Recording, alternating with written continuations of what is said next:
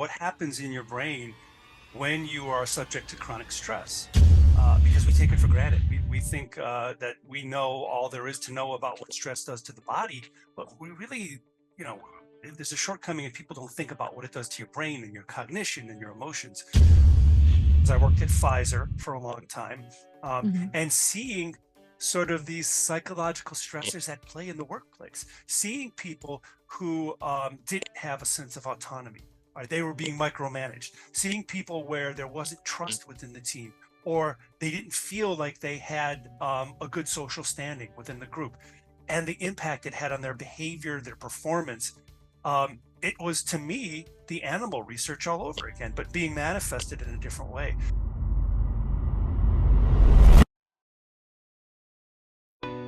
Do you consider yourself a high achiever? Smart, driven, highly successful? I am so excited to have you. My name is Julia Arndt and I'm the host of the Stress Podcast. I will help you develop your stress resilience the same way you've developed your workplace superpowers. Learn peak performance tools to thrive at work and in your personal life. Let's get started. Hi, and welcome back to the Stressed Podcast. My name is Julia Arndt, and I'm the host of the show. And I am so excited that you are here today and that you decided to take some time to listen to this really special podcast interview with Dan Radecki on how to build trust and psychological safety on teams. I'm especially excited about this podcast episode because, fun fact, I actually just certified as a trainer for psychological trust and safety assessments for individuals and teams. This has been something that actually another podcast guest told me about 6 months ago. He told me that he had the certification as a trainer for this particular training, and it caught my attention because you will learn today that there are a lot of parallels between stress management and building psychological trust and safety on teams. And there's a lot of neuroscience behind that. There's a lot of interesting insights on how your brain reacts to stress and why you might not feel very psychologically safe at the moment, and why you might even feel like you are working in a toxic environment. So I wanted to use this opportunity today to introduce you to the topic of psychological trust and safety and spark your interest in understanding more about how your brain derives psychological safety from. So if you are listening to this podcast episode today and afterwards you think, wow, this is so interesting and I definitely have a lot of different triggers and I would love to understand more about how I can really build that brain resilience muscle, then I would really love to hear from you. No matter if you are interested in an individual assessment or if you think, wow, this is just the perfect thing to do for my team in order to make sure that we're really addressing maybe some of the factors that are currently influencing the psychological trust and safety on our team, and obviously build a really strong, high-performing team, then I would really love to hear from you.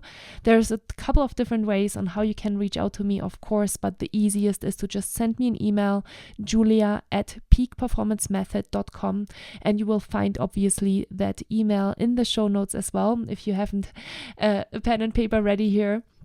So I would say let's jump into the podcast interview, and I hope that you really enjoy it. I hope you have a wonderful day. I hope you find this information just as exciting and interesting and insightful as I do, and I would love to chat with you about it. So I hope to hear you soon, and now enjoy the podcast episode.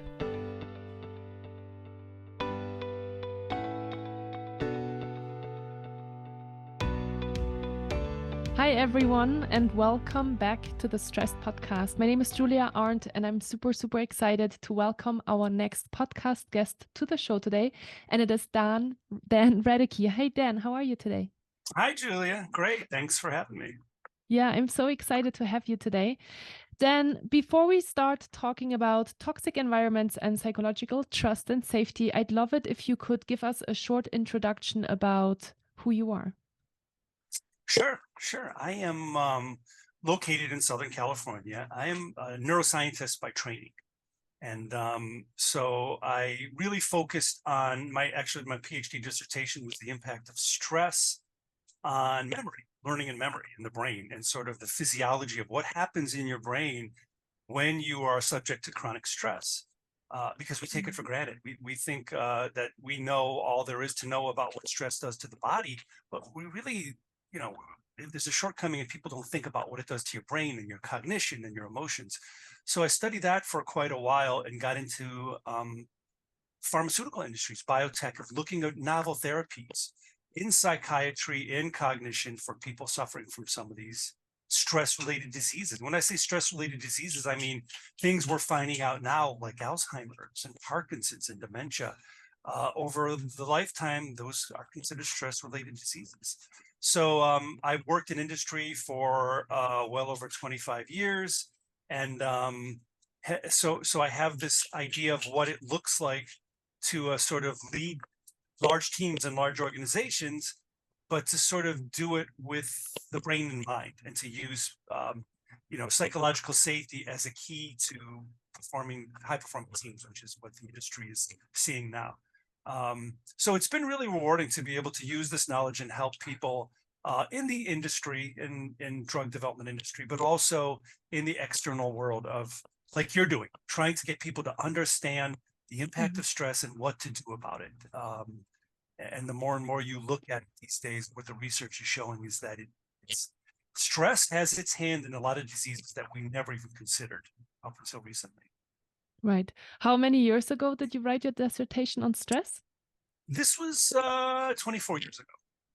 24 years ago. Wow. Yeah. And how was it back then, like 24 years ago? I'm sure, maybe people didn't really know yet as much about stress and the impacts of stress. Obviously, nowadays, everybody talks about it and more people are aware of the effects of it. But how was it back then? Was it like groundbreaking insights that you found at the time? It was. There's a lot of skepticism because there were some really big labs that had published some data on the impact of stress on the brain, but it was really sort of science geeky stuff. It was, here are the neural pathways involved in the hippocampus with learning and memory, and there's something that happens in these neural pathways when we stress rats for 2 weeks. And so, that's where it sort of ended. There wasn't that transition from the animals and the basic data to humans. And over the past 25 years, I think that has been a focus of a lot of labs, looking at, okay, that's great. You could stress an animal and immobilize it for 2 weeks, and then you see that the learning area of the brain starts to literally degenerate. What does that mean in humans? And I think we've really, as a society, it's become mainstream to some extent of understanding the importance of managing your stress. And I think because our society, by all accounts, in terms of the medical field that I'm in, is more stressed, there's more depression, there's more anxiety than ever before. I think we're starting to open up our eyes to ways to manage that we hadn't thought of in the past. Something more than just popping a pill and saying, okay, I'm going to be better. Right. Because that doesn't work. Right. Yeah, absolutely. And then obviously after the dissertation, you actually founded a company called the Academy of Brain-Based Leadership in order to run and help teams and individuals with assessments about their trust and psychological safety. And I would love to talk with you a little bit more about that today. And first of all, how came the idea of that? So from kind of maybe your research into more of an applied science, right? Yeah. I think it was always in the back of my head in terms of working in the basic research of the idea of psychological stressors. Some of the stuff I did in basic science was physical stressors, but we did psychological stressors where you, let's say, isolate animals, or if animals are raised in an environment of sensory deprivation, or if they're made the subservient animal, whereas before they were the alpha, what happens? And seeing the physical changes, you could actually see physical changes in the brains. It was fascinating to me. And then trying to sort of apply that when I went and worked in big organizations. I worked at Pfizer for a long time, and seeing sort of these psychological stressors at play in the workplace, seeing people who didn't have a sense of autonomy, or they were being micromanaged, seeing people where there wasn't trust within the team, or they didn't feel like they had a good social standing within the group, and the impact it had on their behavior, their performance. It was, to me, the animal research all over again, but being manifested in a different way. So it really stuck with me, trying to, first of all, for myself as a leader in organization, trying to be able to lead differently, to understand what people's psychological needs were, as opposed to just, the typical needs that we talked about at work.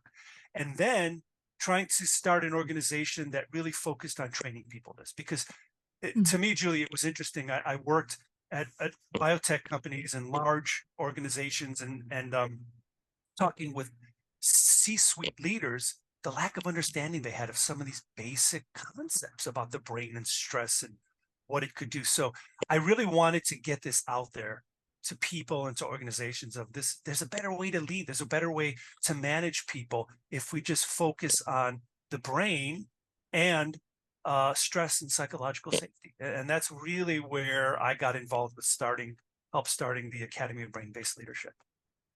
Amazing. And how has the journey been? It's been 12 years, I think. Is that correct? We started the foundation of it in 2009. So it's been 14 years now. Okay. And we actually started the company at the end of 2014. But it's been, to me, I think what's been most rewarding and fulfilling for me is the scope of our audience. We started off just teaching high-tech Silicon Valley, working with companies to build leadership competencies based on neuroscience. And from that, we got interest from teachers, from schools, from small family businesses, from educational institutions. Because if you have a brain, this stuff works and it's applicable. Anyone who is subject to stress, these type of concepts can work for you. I've done this with 8-year-old children. I've done it with CEOs. And although the message is a little tailored a little differently, the concepts are still there and apply. So everyone who has a brain, this works for you. Let's start with, what is psychological safety and why is it so important? Yeah, so psych safety, if you'd asked me this 15 years ago, I would have had to go through a real detailed history of it. And I think now the nice thing is, probably for a lot of your listeners, you're familiar with it. On the surface, it's this idea where the field is now, that you have a sense of trust on a team, vulnerability, the ability to be yourself within the confines of a team and not feel like if you question the status quo or if you are open, that it's going to be held against you. So it is that ability to sort of be your true self. And I use vulnerability a lot because that's something that seems to come up. So on the surface, that is sort of where people understand the idea of psychological safety being, and a lot of the work that Google did a few years ago sort of drives that, and it being sort of the best indicator of high performing teams within organizations. So it's important. But I think what's being missed is the fact that with psych safety, it really starts with an individual. We have to look at, on a team, what's driving your psychological safety. And once you come to that awareness, then you can expand it to include the team and work on team dynamics. So, as I look through the field over the past few years, I don't know how you can really approach the question of what is psychological safety and how do you build it without understanding or talking about the brain and stress. Because at the end of the day, you could think of psychological safety as being related to how you manage your stress, your psychological stress. Right. Can you tell us a little bit more about how the brain reacts to stress and why we need to be aware of psychological safety? Yeah. I mean, you can think about it just in terms of evolution of how our brain is where it got to today, and that idea of that it evolved for us to be safe in our environment, physically safe, and be able to not worry about a neighboring tribe attacking us or finding our next meals. So it's very good at monitoring for and detecting and reacting to threats. And so we have a stress-based brain. It's very good at dealing with it. The problem in today's society is we don't have those stressors we did a few thousand years ago. So our brain still reacts to stress the same way, but our definition of stress is different. If you ask people, we do this in workshops all the time, what stresses you in your daily job? And it's not that the building's going to fall apart or you're not going to be able to eat lunch.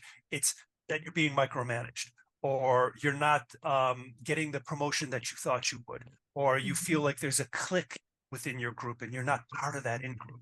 So it's these psychosocial type of stressors that impact us. But our brain doesn't know. Our brain still treats the stress the same way it did as if you were being chased by that saber-toothed lion hundreds of thousands of years ago. So it reacts that, you're familiar with the fight or flight, the sympathetic response. We still have that dump of cortisol when someone rejects our idea in a board meeting. And it still has the same impact on the brain as if we were in a physical altercation. So I think we're starting to appreciate that overlap in the brain between the psychological threats and safety and the physical threats and safety. And so once you buy into that, then you start asking yourself, well, why aren't we taking psychological safety and psychological stress much more seriously? Because it has pretty profound impacts. Mm-hmm. Yeah, absolutely. And so you created an assessment in order to assess each individual's profile on how they're actually managing and reacting to stress and how they're being triggered. Can you tell us a little bit about those different components of that profile and how you came up with that? Sure. So really, the whole idea of psychological safety has been around for many decades.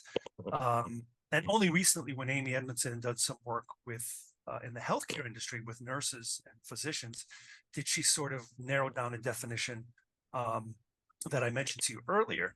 But when you look through the literature, what we try to do is say, what are some of these, we call them domains, what are some of these domains or variables that everyone's brains need to feel psychologically safe? So there's a lot of them, and it's not an exhaustive list, but we came up with 5 that through the literature, through the research, seem to hold up that everyone needs to some extent. And when I say domains, these are some things like security, autonomy, fairness, esteem, trust. These are social needs that our brains all have to some extent, and our brains are wired to need to feel safe, to feel a lack of stress. And if you don't get them, then it's going to impact you. It's going to impact your brain. And so we went with those variables. We looked at them, and we created something called the safety model. And the safety just is an acronym for what these domains or these variables are, which are most important to our brain. And so I mentioned them: security, autonomy, fairness, esteem, and trust. And what we did is we put together an assessment to sort of quantify which one of these 5 variables are most important to your brain in order for you to feel psychologically safe. So in other words, if one of them is really important to me, let's say autonomy is a high need that my brain has, and I don't have that autonomy met, I'm really going to react. My brain is going to revolt. I'm going to feel an incredible amount of stress. And then you're going to have that stress response with the cortisol release and everything that happens to me. And end result is, in an organizational setting, when that happens, you're not going to get the best of it. It's going to impact my higher brain, my ability to think and be creative. And so we really wanted to get people to use this assessment to generate self-awareness. And really, it's about self-awareness of what is driving your psychological safety. And once you get that self-awareness, then we could talk about, okay, what do you do about it now that you know what's driving your psychological safety and your stress? Right. And I have so many different questions, so I'm trying to do it step by step. So we talked about what psychological safety is, why it is important. We talked about the safety model. And by the way, the why, so the 6th attribute in this acronym stands for you. And that's obviously highly that's kind of the wild card, and it's highly different from person to person, because obviously based on our experiences and our genetic profile as well, obviously there are components that are very hard to measure in a quantitative setting.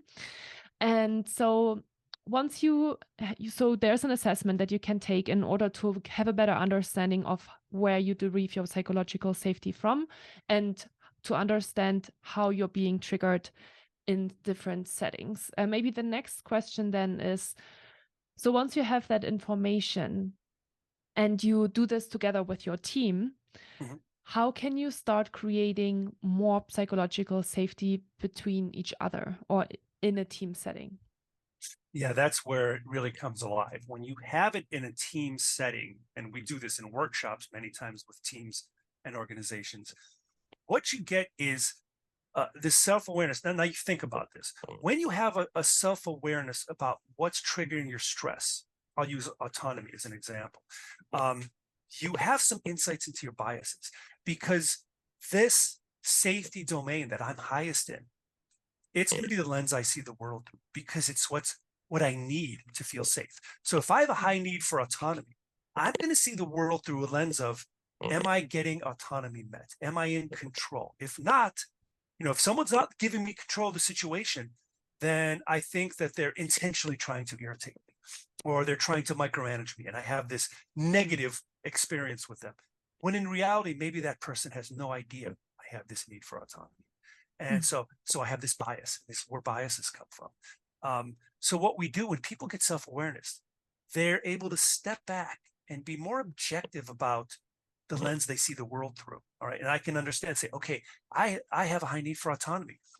Maybe it's not the case that so-and-so is trying to micromanage me. It's just that they have a high need for autonomy too. So we need to get together and talk about this and understand. We have this mantra when we work with teams. It's not me, it's my brain. And it's not them, it's their brain. It's just what their brain needs. When we do that in teams and they talk about their needs based on the assessment and what they're going through, it really opens up this magical world where people can take the other person's perspective, even if they don't agree with it. And when that happens, that's sort of one of the definitions of a psychologically safe team, where you can be vulnerable and you could see another person's perspective and you can still come to a consensus. You could still get along. So when we work with teams in doing this, we really focus on that, generating self-awareness and then sharing that self-awareness with others. So you're basically on their same page and you understand how to communicate with them better. Right. And have you seen from all of your experiences that usually the most high functioning teams actually have a diversity of different profiles or similar profiles? Yeah. There's some publications in general on the Uh-huh. benefits of diversity in the workplace, and the conclusions are that it's much. There's a benefit having a diverse team versus having a very homogenous team. There's a lot of reasons for that, but what we've seen anecdotally is definitely that the diversity in, for example, the safety needs and the brain needs are beneficial on a team. Because if I have I'll give you an example. I had a team where I was leading a bunch of scientists and physicians, and they all had a very high need for autonomy and a low need for security. So they wanted to be in control, but they didn't care about the details. That was a problem because that was a very homogenous sort of group in terms of what their brains needed. We didn't have anyone focusing on the details. So it was very easy for us to overlook an SOP or a standard that we needed to follow because those were the details. Once we had people on our team who had that high need for security, they offered a great benefit because they sort of kept us in check from chasing all these shiny objects, and they really dotted the I's and crossed the T's. And that was then a more diverse team, a team that had high need for security, high need for autonomy. So I think what we've seen is that you get a benefit because what you see in looking at the safety results for people are the benefits of each one of these domains, and someone who's high in different areas can bring you a benefit to the team and diverse thinking, which is really what this diversity is, a diverse thinking process. And have you seen teams use the assessment in order to make those kind of hiring and recruiting We've decisions? had teams, we have had teams who've gone through this, and I don't like to sort of bias them or lead them in that direction, but they have come to that conclusion of saying, look, our team, we have 20 people, and we're very sort of all at the far end of the spectrum when it comes to this domain. It would be nice if we hired someone who was on the other end so we can have a nice balance and get different perspectives. And we're a psychologically safe team, so we can value their perspective. So yes, we have had teams that sort of use it to get a sanity check of what do we need to really build our team to be psychologically strong. Mm-hmm. How do you approach teams that feel resilience to that concept or to that idea? And it might not be the team overall, but specific people, right, that may be very unaware or very closed off to those new ideas, and that maybe create that tension on the team. When we do these workshops with the teams, there's always initially people who are resistant because, it's another workshop. We're going to talk about our feelings. I don't do that. I don't want to be vulnerable. I think the nice thing with focusing on the neuroscience and the brain, it's very much allowing people to take a step back and almost take a clinical approach to it. I'll give you an example. We did a workshop a couple months ago with a group of physicians and surgeons. And when we talked about this, there was a couple in the group who were sort of hesitant to really open up and were skeptical. And then as we went through and they talked about their brain's needs, I'm not talking about my needs. This is what my brain needs. This is what your brain needs. They all started to open up. And one of the doctors who was in there pulled me aside. He was a cardiologist, and he said, it really is impactful for us to use the language of what my brain needs, that type of thing, as opposed to what I need. It distances us. It gives us a little bit of separation. And he said, it's like me as a cardiology physician, when I talk to my patients, I don't take my patient who has heart disease and say, you're overweight, you need to lose weight. What I do is I show them their results and I say, look, your glucose is high. Your blood pressure is high. These are things that make you a risk factor for heart disease and for dying. Okay, it's a clinical approach. It's the same message. You need to lose weight to make these better, but it's distancing themselves and not making it personal. And that's sort of what we do when we take a brain-based approach. Here's your brain. Here's the biology. When we start off these workshops, we go through a little bit of neuroscience about the basics of the brain, so they all are on the same page. And once that happens, even the skeptical ones start to open up, because it's not about them, it's about their brain. Amazing. And so when we obviously understand better our profile and we know now, okay, here are the 5 attributes or domains that impact me in my psychological safety, how can I manage triggers that are coming up both proactively and reactively? Yeah, sure. We have some models that we created for just that, because I think, as a neuroscientist and also working in the corporate world for 25, 30 years, it's been frustrating. Whenever you work at a big company, I'm sure a lot of your listeners can relate. You're going to go through training, you're going to go through workshops, and fill in the blank. There's a ton of them. To me, the most frustrating thing was getting some education and knowledge, and then you walk out of the workshop and it's done. You don't have anything you can take with you. So when we created a lot of this, we really wanted to focus on what we call the now what, which is now what do I do? Okay, I've got some self-awareness about what triggers me, what creates my stress response, but what can I do about it? So we created a couple models that speak to that in the moment when I'm being confronted. All right, and I'm about to lash out and yell at someone, or worse, what can I do? All right. And then there's another model that we have where it's sort of the proactive model. How can I build my brain? I'm using the word resilience. And when I mean resilience, I mean, how can I build brain resilience so that when I do encounter these situations of conflict, I'm better equipped to not fly off the handle? So we've got a couple models that deal with that. The acute model, the way I think of it in the moment, is called the train model. Okay. And that speaks to using some of the data from the neuroscience research to really step out of that old emotional brain and utilize that uniquely human brain. We have that higher prefrontal cortex to be able to manage and diffuse a situation in the moment. Okay, so I know what my trigger is. I've done the safety assessment. I know my trigger is autonomy. So what I'm going to be is on the lookout for situations where someone is trying to tell me what to do, or I think they're micromanaging me. I always question my own perception of it. Okay, is this really the case? I know I'm a high need autonomy. So could it be that this person is just trying to help me? And so this in the moment sort of train model really focuses on taking a step back and getting out of that emotional brain using techniques like labeling, reappraisal, taking someone else's perspective to diffuse the situation and use my higher brain to be able to manage it in the moment. Okay, so that's in the moment.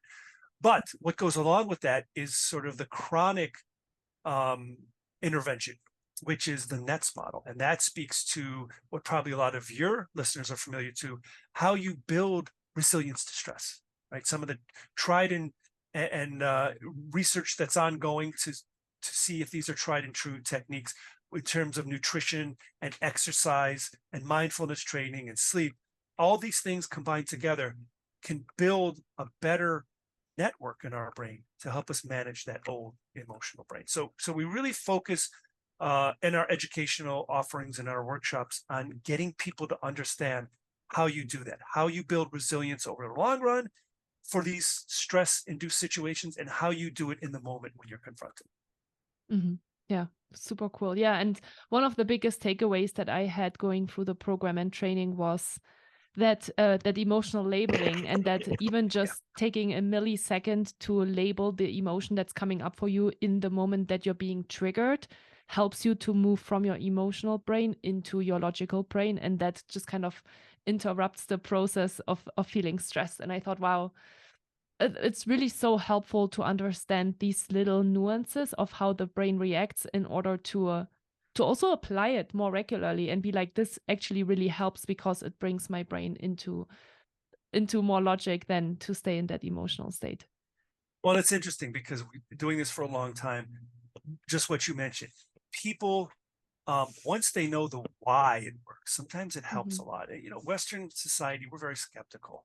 I love the example of mindfulness training, where years ago, when even before mindfulness training was mainstream, we knew that there was a physiological benefit to meditation and mindfulness training in terms of how you, like you mentioned, how you can step out of the emotional brain and really, you know, take someone else's perspective, which is difficult to do.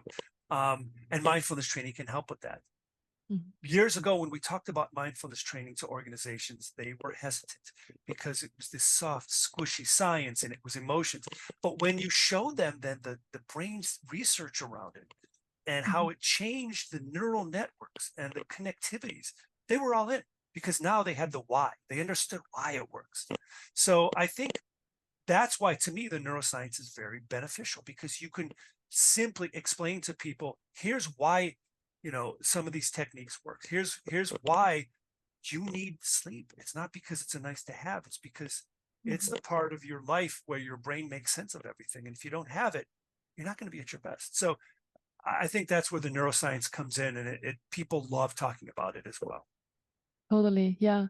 And, you know, I'm kind of smiling as you're saying that, because I already can hear some of my clients say, yeah, I know I should meditate or I should invest in mindfulness-based training skills, but I just can't sit still and I always have these thoughts, and I know it's good for me, but, or like, you know, even actually, as I did my certification and the assessment, the client that I was talking to during that time, we were talking about sleep, and I've been working with her for over a year, and I knew that she is sleeping like 5 hours on average per night, and that she has a really hard time getting more sleep, and she's very aware of it. And, you know, we went obviously in the assessment again through the importance of sleep, and we talked about if she could commit to potentially sleeping a little bit more per night. And it was very hard for her to do so. What do you usually recommend people when there is that resilience or that belief that there's just no any other way, because they've tried maybe in the past and they still can't? Yeah, that's, and to that, you know, we always talk about the growth versus fixed mindset. Stuff that Carol Dweck has done, showing the incredible benefit. And again, so I go back to the research, right, and talk about growth versus mind, and some of the research showing the benefits and how anyone can implement a growth mindset. And if you do, how it opens up so many things to you. I think when I talk to people about this, I try to get them to be easy on themselves, because, we just the way we are, we want a quick fix. We want a panacea, something that fixes everything all at once. And if you're a 50-year-old person who has done this for 50 years, it's not going to change overnight. I talk about how habits are ingrained in our brain for a reason, and they're very strongly wired in there. And to modify those or to reverse those, it's going to take a while. So a very slow, gradual approach. If you're getting 5 hours of sleep a night, let's try for 5 hours and 10 minutes every day for the next month, and then so on. The other thing I try to do with, like, for example, something like meditation, mindfulness, I talk about fasting too, and exercise, is really showing them the consequences of what you're looking at for something that's meaningful to you. So, for example, I talk to people about the recent research around neurocognitive decline with dementia, Alzheimer's, and those types of things, and how we're seeing a correlate with stress. And so, if it's the case that, let's talk about your future. Here's what Alzheimer's looks like. Here's what dementia looks like. It's a debilitating disease. We don't have any cures for it. We do have ways you can be proactive about it. Let's talk about what we know can help to manage stress. And in that case, then, if you're managing the stress properly, you may be able to have an impact on getting to that point where you're starting to have dementia, or you're starting to have, you're being forgetful, or you're more likely to develop some of these types of diseases. These are diseases we used to think, Julia, that were diseases of old age, that we used to think, you get old, you get forgetful, you get dementia. Mild cognitive impairment is what we call it. It's not necessarily the case. We're starting to identify factors that lead to that. It's not written in stone that that's our fate. Yeah, totally. I'm always thinking, how do you get people to being proactive instead of reactive? Because as long as you don't feel the pain, right? Yes. It's hard to then to just be like, oh, I'm just gonna do this to invest in my 20 or 30-year-old older self. And then I'm thinking, well, I know people that invest in it proactively because they have it in the family, right? Maybe they have seen a loved one go through dementia or any of these other diseases, and have felt the effect on them, right? Suffering and being sad about their team members maybe not remembering them anymore, and then obviously that's a motivation. Do you have any other ideas or insights on how to get people to invest more proactively when maybe they don't have those more motivational examples in their families? I think it's difficult, especially the younger you are. It's difficult to get people in their 20s to start thinking about protecting their brain and protecting themselves from these age-related diseases, because they just don't see themselves that way. There's something that we do called affective forecasting, and it's thinking about the future in terms of how we feel now. So if you're 25 and you feel perfectly healthy and nothing bothers you, it's hard to see your 75-year-old self as any way different than that. Right. What I'll do is I talk to people about this idea of affective forecasting and how the way they feel now is influencing irrationally. It's just an emotional reaction of how you think you're going to be, when in reality, I can show you data around the prevalence of disease and dementia and stress-related illnesses when people get into their 5th and 6th decade of life. I know you feel like you're invulnerable and you're bulletproof, but this is what the research shows.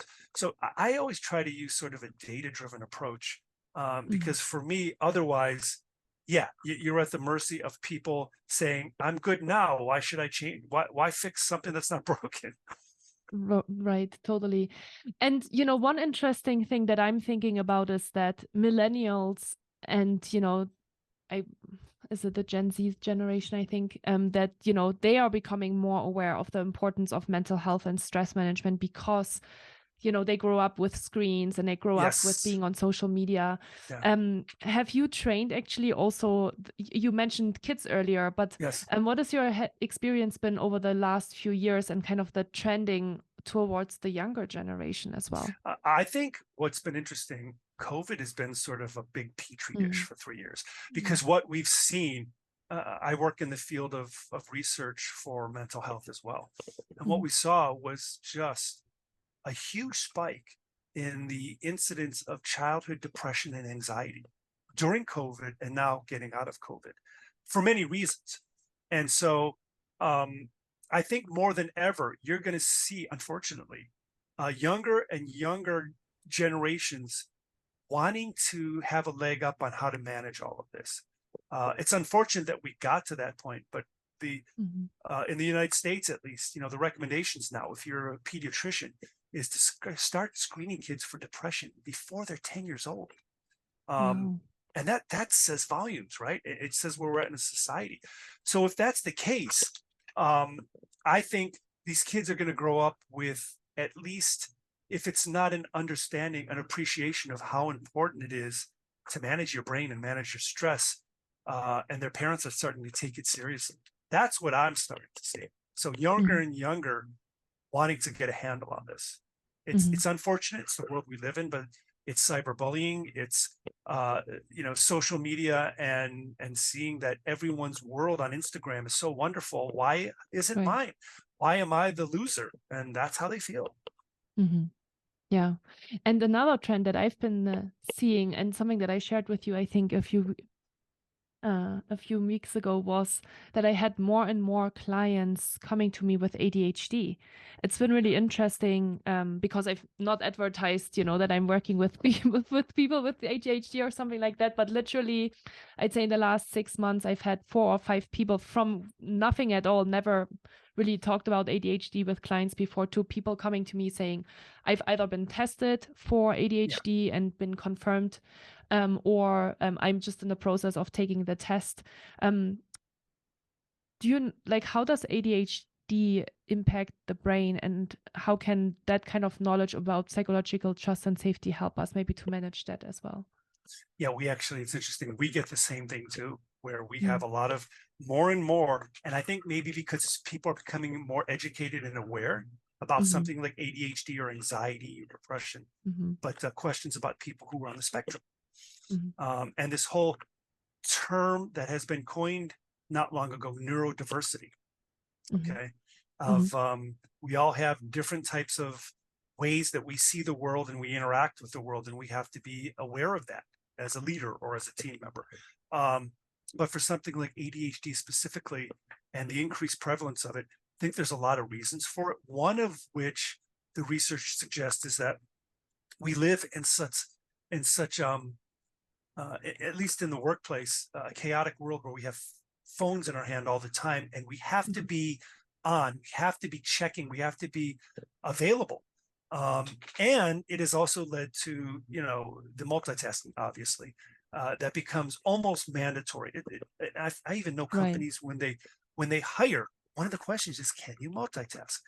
From Mhm. your brain's perspective, our brain still isn't wired to be able to multitask high level things. So I think this ADHD thing is real. People are struggling to multitask day in and day out. And what it does is it just makes you less efficient at multiple things instead of, doing your job um, with your best performance. You're just having this distracted focus, distracted attention. And it's very stressful. I mean, that's the thing.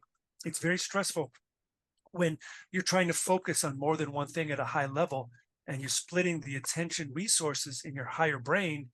There's a consequence. You're gonna get burnout earlier. You're gonna just Mhm. go offline. That prefrontal cortex is going to go offline earlier. So I think it's very real. And I think that's why understanding what's driving your stress, is it high autonomy, is it high security, can help you manage it, to help you manage those situations where you're walking into a room where that you're not going to be able to be calling the shots and you're not going to be in charge. It allows you to take a step back and manage that before it hits you hard. Right. I've read a research study as well from Stanford that says when you are constantly task switching, I think you lose between 23 to 25%. It's something like that. Yes. One of them years ago said that when you're constantly attentional switching like that at high level tasks, not walking and chewing gum. I'm talking about two high level things. Yeah, Mhm. you can go from the Harvard educated research subjects who were there to the IQ of an eighth grader, just because of that. So Interesting. it can be pretty profound. And this is, for people who have sort of normal cognitive functioning. If you're on the spectrum and you're having issues initially already, it just is more profound. Yeah. Yeah, absolutely. And since you've been in the field, obviously, of neuroscience and drugs as well, I'm curious about that piece as well, because, you mentioned depression, you mentioned anxiety, and especially in America, for me as a European, that's, very, it's still honestly very shocking to me oftentimes how many people are on anti-anxiety drugs, on Yeah. antidepressant drugs, on Mhm. Adderall. Like, again, a trend at the moment that I've been seeing throughout my clients is that they tell me they are on Adderall on a regular basis, like during the work week, in order to make sure that they stay high functioning and Yeah. performant. Mhm. What do you like? What is your take on that? How do you? I mean, I feel like there's so much research actually and studies, right, that show the side effects and the detriments of using those kind of drugs on a regular basis. Can when you would learn about your psychological trust and safety and your domains, would that help you to manage it on your own versus not having to take drugs? I think it helps. I definitely think it helps in the process, because what you're doing when you learn about your domains is you're getting to the bottom of self-awareness around what is causing you psychological stress, Mm. and then strategies around that. When you just, like we do, we want to take a pill. When you just say, look, I'm going to solve it with medications, with pharmacotherapy, there's never just a simple, in the brain, particularly anything that crosses the blood-brain barrier. It's never a simple, I'm taking this pill for this, because it's going to hit very, multiple areas of the brain or the body. So the other downside of it is, if you're taking medications for, let's say, depression, ADHD, anxiety, pretty quickly your brain adapts. Your brain's smart. So if I'm taking drugs that help my anxiety for a long time, let's say I'm taking a very mild benzodiazepine or something like that, maybe it's going to help me. But now my brain has rewired itself, even after a few weeks, to get used to that. It says, Mhm. okay, I've got this drug on board. I'm going to change based on the fact that this drug is bombarding my brain. Now, Mhm. you can't go off that drug, because if you go off, all of a sudden your brain isn't ready for it, and you have what's called rebound effect. And now, whereas this anti-anxiety was helping my anxiety, I'm off of it. Now I have massive anxiety. I have panic attacks, um, because my brain is acclimated. So you have to sort of gradually wean yourself off, Mhm. and then you're back at square one. So, I worked in that industry for 25 years, like I said, and Mhm. I I I, I am not a proponent Mhm. of pharmaco-drug therapy as a first-line defense, unless it's serious cases. I mean, someone is suicidal, yes, you want to get them treated right away. But in cases where you say, look, I can't, like you say, your clients say they can't focus at work unless they're on Adderall. Well, they're probably pushing the limits of how far the brain is supposed to be functioning, right? Right.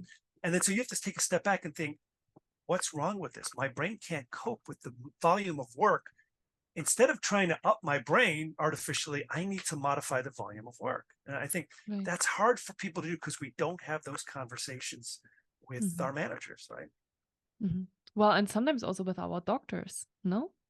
Well, yes, because look, okay, in the United States too, the model is, on average, the average family physician, the person you go to see about anything first, has about 3 to 5 minutes with a patient. That's all you can Right. take to get reimbursed by insurance and to make enough, to see enough patients every day. Mhm. So the model is that, as a physician, I'm not going to try to really dig into your problem really deep. You tell me that you're feeling anxious and it's a problem with you. I'm not going to talk about cognitive behavioral therapy or mindfulness. I'm going to say, here's a prescription. Here you go. That's 30 seconds. It's easy. It's quick. And unfortunately, this is the way our medical system it is. So people have to be their own advocates. And for a lot of people, that's difficult. You have to be versed in, medical terminology and science. Yeah, totally. How have you seen, like, what have you applied in your own life in order to manage the resilience of your brain? And do you feel like, you learned about all of that 20, 25 years ago and you're like a pro at managing your stress levels? Or do you, there's still things that trigger you and you're still working through Oh yeah, improving and optimizing? I think that's what I said when I meant earlier when I was saying, you got to take baby steps and take a slow Mm-hmm. approach because Mm-hmm. yes, this all struck me years ago, 30, 35 years ago when I first started studying it, and I tried to implement it slowly.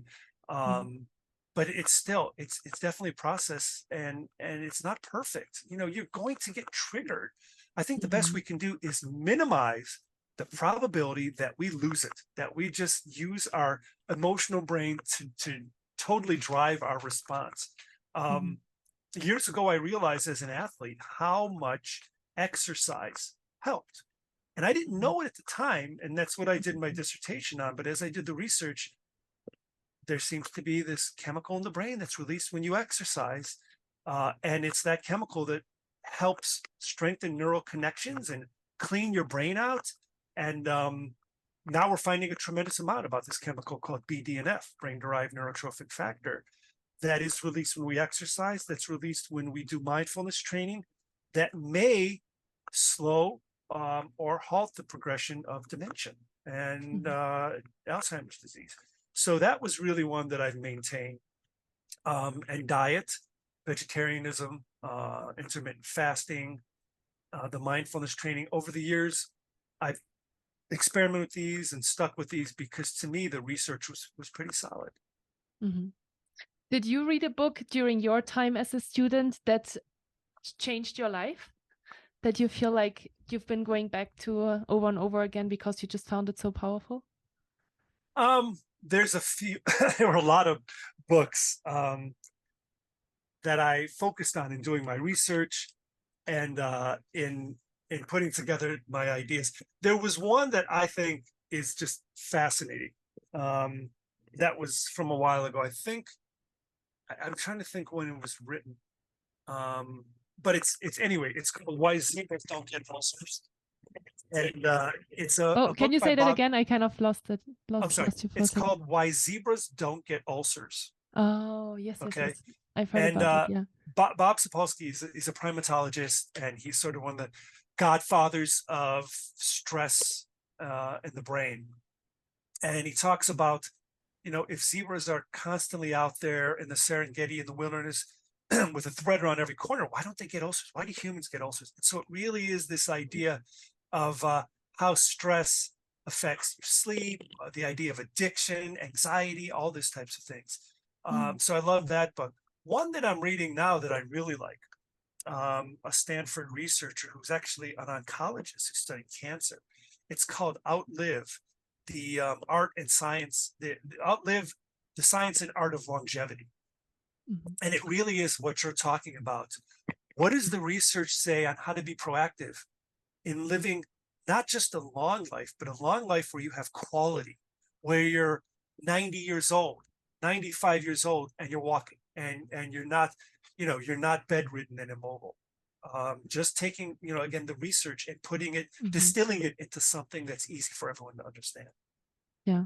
Very cool. Thank you so much for sharing those with us. And I really loved your book as well. There's this little book called Psychological Safety and the Key to Happy, High-Performing People and Teams. And I really loved it because of the different examples as well of how those different domains actually show in the workplace. I thought that was so powerful and so relatable, where you're like reading it and you're like, wow, that's totally me. A Or I lot of totally these know a were person real like this. examples. Yeah. I'm not surprised. So yeah, so this one is a really great one as well if you're curious about it. And Dan, this was so interesting and fascinating. Thank you so much for being on the podcast Sure. today. How can people learn more about you and your work if they are curious? The best way is brainleadership.com, our website for the Academy of Brain-Based Leadership, and we have all the resources there. You can take the assessment and get your top domain for free and get you started on the road of understanding that self-awareness. One of the other things that's also, because of your audience, I think would be particularly interested in. It's in the back of that book, but it's also on the webpage. We wrote a paper in 2018, and it was a special edition of the Consulting Psychology Journal. And it was resilience training that can change the brain. And it's a review of everything we know about how to build brain resilience. And it's just data driven. It's scientific. It's neuroscience. It's cognitive social neuroscience. And that's probably something as well that it's on our webpage, and it's something that your listeners will probably enjoy. Okay, amazing. Yeah, thank you so much for sharing that. I'll make sure to connect that to the show notes as well. And if you have been listening to this podcast, dear listener, and you found this information very insightful and helpful, make sure to share this podcast episode with someone that you know would also benefit from that information today. And then thank you so much again for being here with us today, and for your energy and for your time. We really appreciate it. And I hope to talk to you at some time in the future. Thanks, Julia. Appreciate it.